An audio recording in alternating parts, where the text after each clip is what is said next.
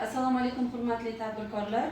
Bugun men sizlarga Hamroh kredit loyihasi bo'yicha o'sha produktimiz bo'yicha ma'lumot bermoqchiman. Hamroh krediti imенно xotin-qizlar uchun ajratiladigan kredit bo'lib, o'sha o'zingizlar tadbirkorliklarini yo'lga qo'yish uchun yangi loyiha ishlab chiqilgan.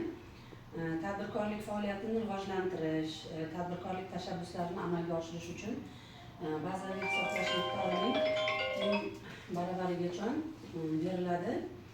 Bunda kredit asosiy vosita uchun 20% yillik 84 oyga, aylanma mablag' uchun 2 yil imtiyozli davri bilan 24 oyga beriladi.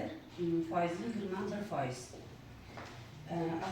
Tadbirkorning ulushi 30% ni tashkil etishi kerak o'zi.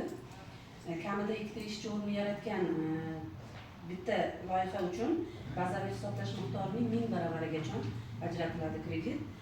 Kamida 5 ta ishchi o'rni yaratgan bitta loyiha uchun bazaviy hisoblash miqdorining 4000 baravarigacha beriladi. Bunda kamida o'sha ta'sischilar 6 oy davomida o'zgarmagan bo'lishi kerak. Shunaqa shartlari bor.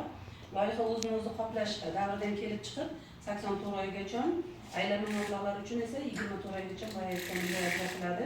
Yuridik va anaqalarga aytmadimmi? Ayollar ulushi 50% dan va undan yuqori yoki ayollar rahbarligida bo'lgan kichik va o'rta biznes tadbirkorlariga ajratiladigan kredit hisoblanadi.